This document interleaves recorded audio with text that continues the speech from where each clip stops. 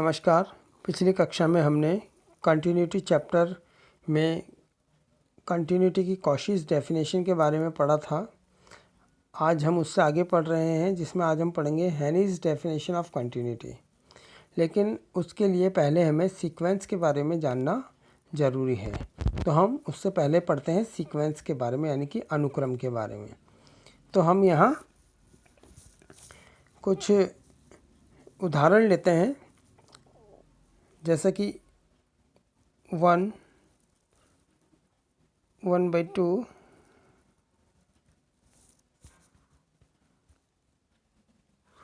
1/3 और दूसरा उदाहरण 1, 4, 9। इस तरह से हमने उदाहरण लिए। मतलब हम देखते हैं कि each of the following is a succession of numbers, यानी कि ये संख्याओं का उत्तरोत्तर क्रम है, जिसमें पहला हमने लिया 1, 1/2, 1/3, दूसरा है 1, 4, 9। इसी तरह से तीसरा जो है 1, -1, 1, -1। ये हमारे पास 3 हम एग्जाम्पल लेते हैं। इसमें हम देखते हैं कि each of this succession reminds us of the set n of natural numbers and the existence of a rule or formula by which we write the successive numbers।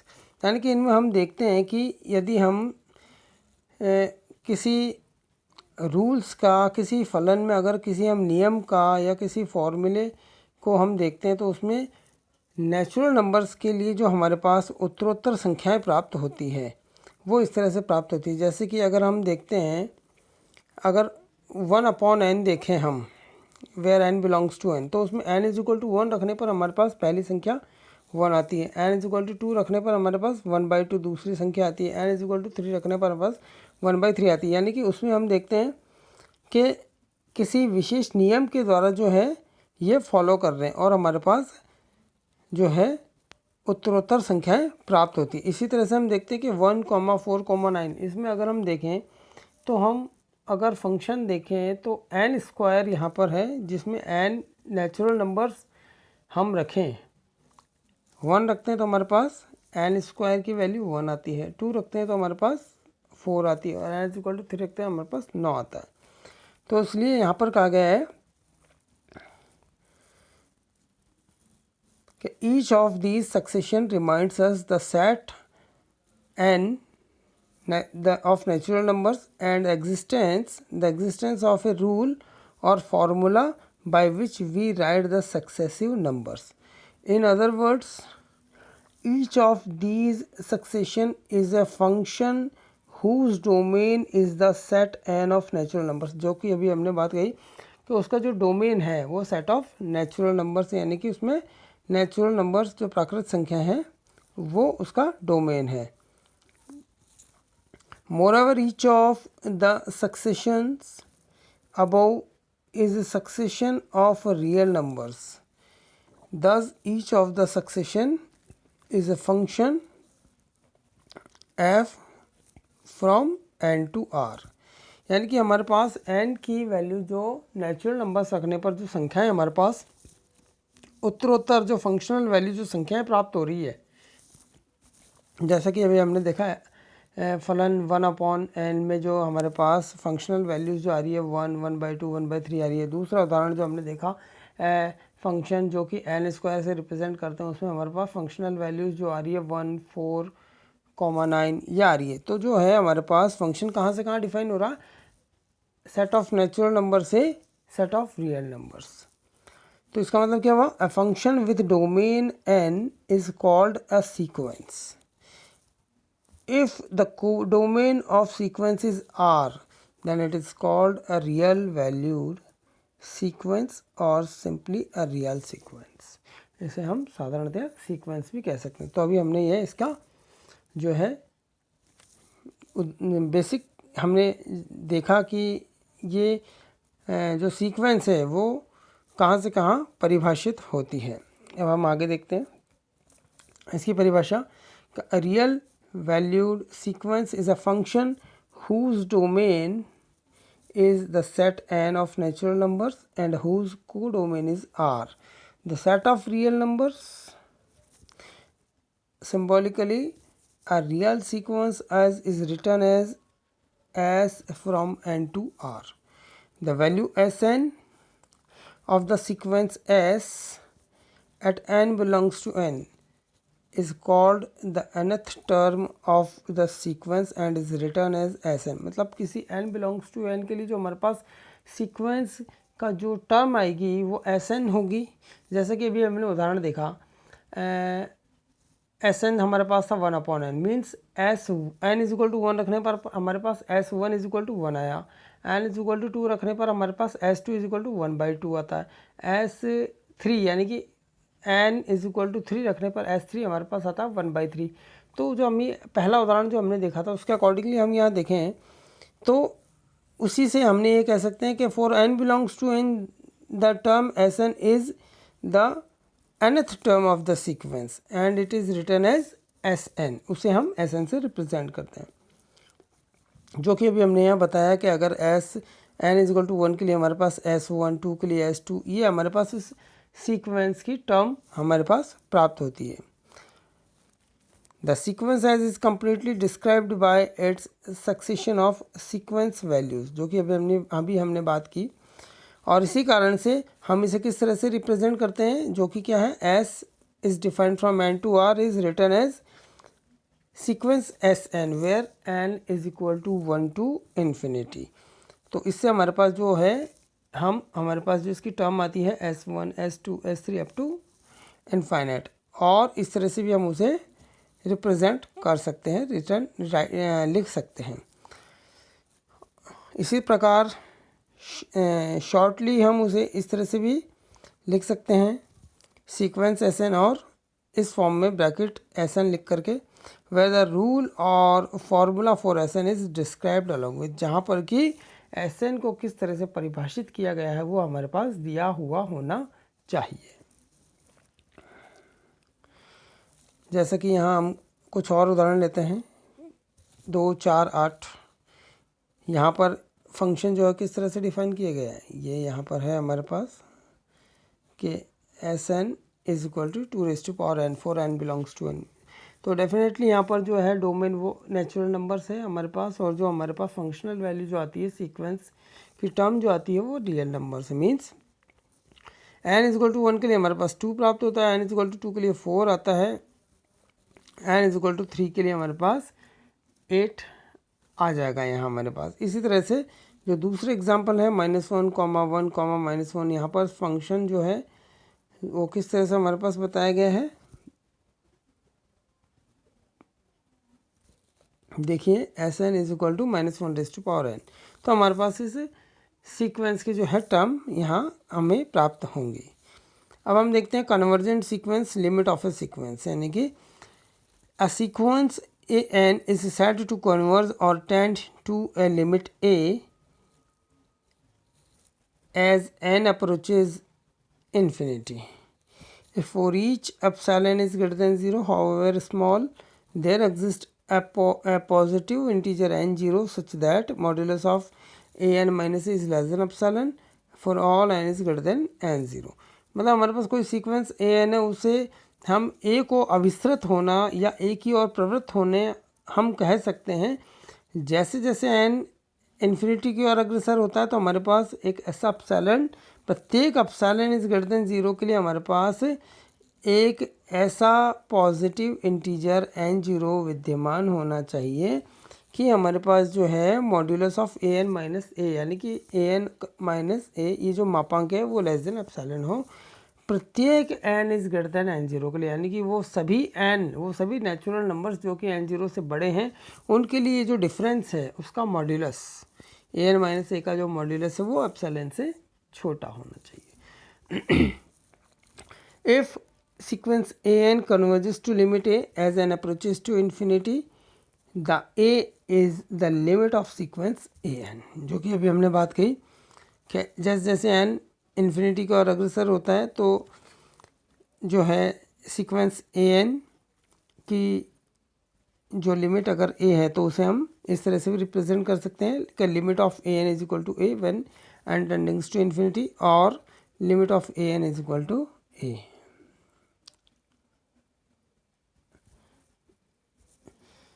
और इस तरह से भी हम बता सकते हैं कि A N is tendings to A as N tendings to infinity. Sequential continuity और हेनीज डेफिनेशन ऑफ कंटिन्यूटी। अब हम इस डेफिनेशन में चूँकि ये सिक्वेंशियल कंटिन्यूटी है, इसीलिए यहाँ पर सीक्वेंस जो है हम पढ़ेंगे, इसीलिए हमने जो पहले सीक्वेंस के बारे में पढ़ा। अब हम इस जो कंटिन्यूटी की डेफिनेशन है उस पर हम आ रहे हैं। चूँकि कल हमने कॉशीज डेफिनेशन पढ़ी थी कंटिन्यूटी की, आज हम sequential continuity means Heine's definition of continuity इसके बारे में पढ़ रहे हैं। A function defined on interval I is said to be a continuous at x is equal to a belongs to I if for every sequence a n converging to a the corresponding sequence of functional values, the corresponding sequence of functional values means f of a n converges to f a। मतलब कोई फलन जो है interval आई में define किया हुआ है, वो किसी बिंदु ए पर जो है संतत कहलाएगा यदि कोई सीक्वेंस ए एन जो कि ए को कन्वर्ज होती है तो उसके संगत जो फलनीय मानों की अनुक्रम है, मतलब फंक्शनल सीक्वेंस जो है एफ ऑफ ए एन वो भी एफ ए को अभिसृत होती हो। तो अभी हमने चूँकि सीक्वेंस पढ़ ली है, सीक्वेंस क्या होती है, तो उसकी फंक्शनल जो है वैल्यूज़ उस सीक्वेंस की वो भी एफ ए को अभिसृत होती है। यहाँ हम अब हमारे लिए आसान है इसे सीक्वेंस चूँकि हम पढ़ चुके हैं तो इससे परिभाषा को समझना। इसी पे बेस्ड एक प्रमेय है जो हम अब पढ़ने जा रहे हैं कि equivalence of the definition of Cauchy's and Heine's, यानी कि उनकी जो है तुलना, कॉशी डेफिनेशन और हेनी की जो डेफिनेशन है कंटिन्यूटी की उसके बारे में। A function F which is continuous at a point A of its domain in accordance with Cauchy's definition is also continuous by Heine's definition and conversely, यानी कि अगर कोई फलन किसी बिंदु ए पर कॉशी की परिभाषा के अनुसार संतत है तो वह हेनी की परिभाषा से भी संतत होगा और इसका विलोम भाग भी सत्य होगा। तो हम मान लेते हैं पहले तो कोई फंक्शन जो है f is continuous at a point A by Cauchy's definition. तो अभी हमने कॉशी की डेफिनेशन पढ़ी,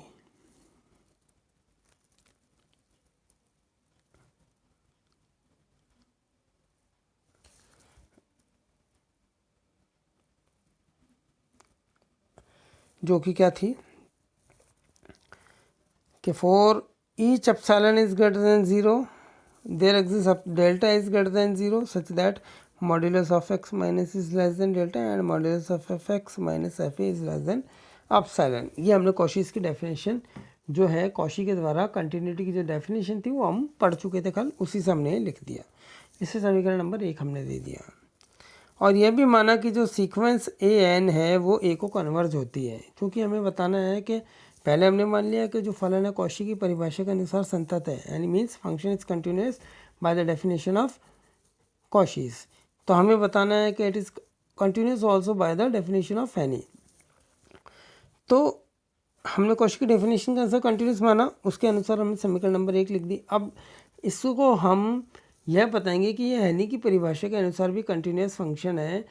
तो हेनी की परिभाषा क्या कहती है कि अगर कोई सीक्वेंस ए एन ए को कन्वर्ज होती है तो उसकी जो फंक्शनल सीक्वेंस है यानी कि फलनीय मानों का जो अनुक्रम है एफ ऑफ ए एन वो भी एफ ए को अभिसृत होता है। तो उसके लिए भी हमें पहले मानना पड़ेगा कि जो सीक्वेंस ए एन है वो ए को कन्वर्ज होती है, means the sequence A N converges to limit A. तो अब हम फाइनली क्या बताएंगे, जो इसके फलनीय मानों का अनुक्रम means F of A N वो एफ ए को कन्वर्ज होता है। तो हम आगे पढ़ते हैं इसके। तो अभी हमने क्या बताया कि सीक्वेंस ए एन ए को कन्वर्ज होती है, हमने मान लिया, इससे समीकरण 2 दे दिया।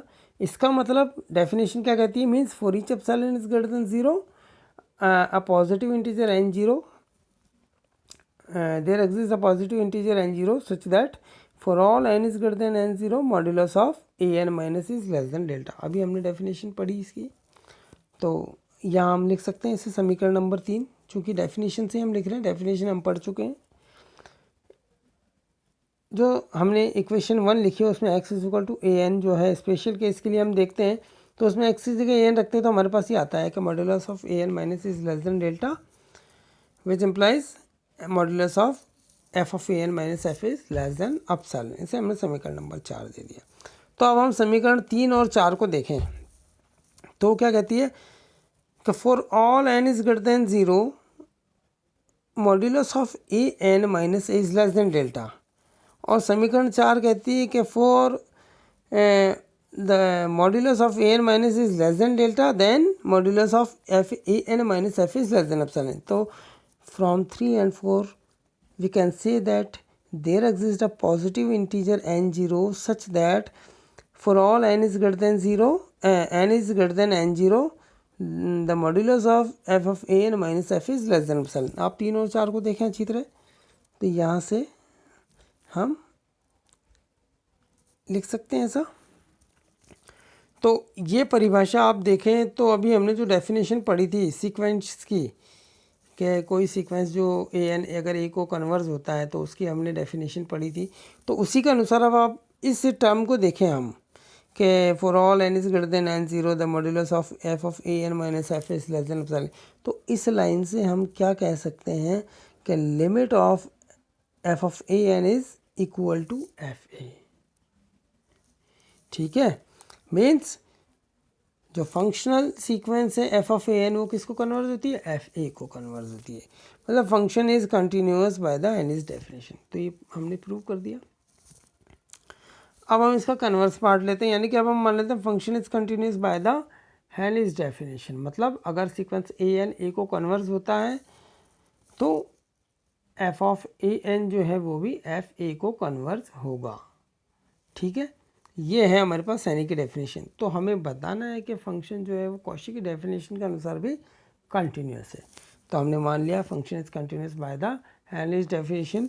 मतलब the limit of A N is equal to A and the limit of F A N is equal to F A. समीकरण 5 दे दिया इसे हमने।